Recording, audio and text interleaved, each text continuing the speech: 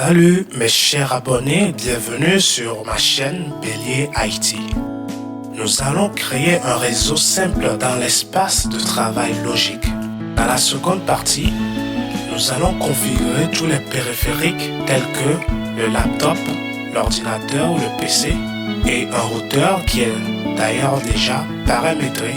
Si vous voulez en savoir sur les réglages ou les paramétrages du routeur, veuillez s'il vous plaît laisser un commentaire, ça me fera plaisir de vous répondre. Passons à l'action.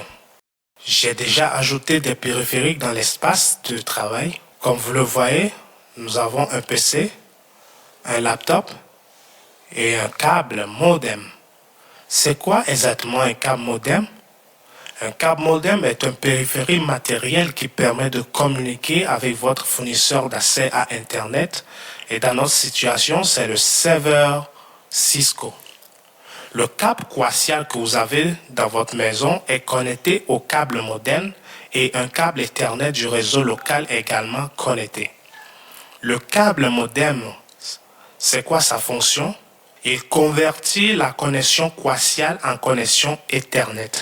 C'est ce qui se passe exactement dans votre salon.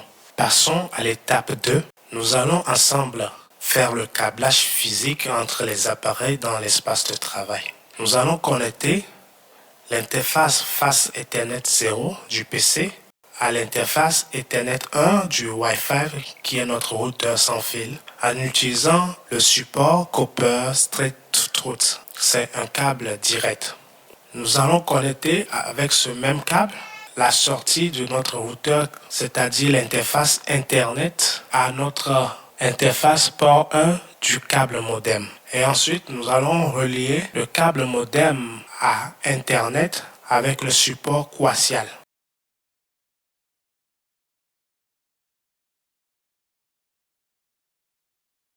Nous observons que notre laptop n'est pas connecté à l'Internet. On va installer le module sans fil, c'est-à-dire on va remplacer la carte réseau initiale par la carte réseau sans fil du laptop.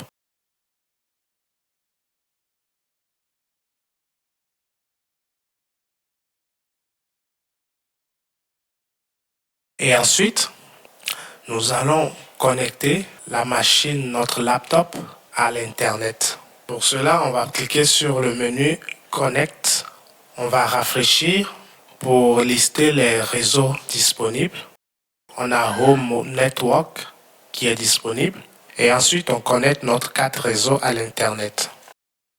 À l'étape suivante, nous allons configurer le PC, le laptop. À la dernière étape, on va vérifier si ces deux périphériques se connectent bien à notre serveur Cisco. Commençons par le PC.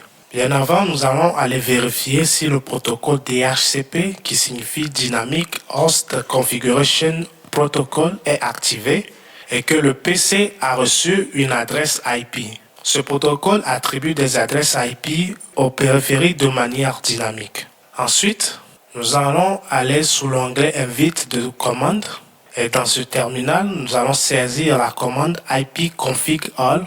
Cela permet de vérifier les informations d'adressage telles que IPv4 et IPv6. IPv4 qui signifie protocole Internet version 4. Ensuite, nous allons faire le test de la connectivité au serveur Cisco depuis notre PC. Toujours dans le terminal, nous allons saisir la commande ping cisco.server. Et voilà. Ça fonctionne bien. Cela veut dire que l'utilisateur PC arrive à se connecter à l'Internet. La deuxième façon de se connecter, c'est d'aller dans le navigateur web et saisir dans la barre URL cisco.server. Et voilà, ça fonctionne. Nous allons procéder de la même façon sur le laptop. À titre d'information supplémentaire, notez bien que chaque carte réseau reçoit une adresse IP unique sur le même réseau. Le masque de sous-réseau IP24 est utilisé pour différencier la partie haute d'une adresse IPv4. Dans ce réseau, la passerelle par défaut est le routeur sans fil qui dirige le trafic du réseau local vers le câble modem.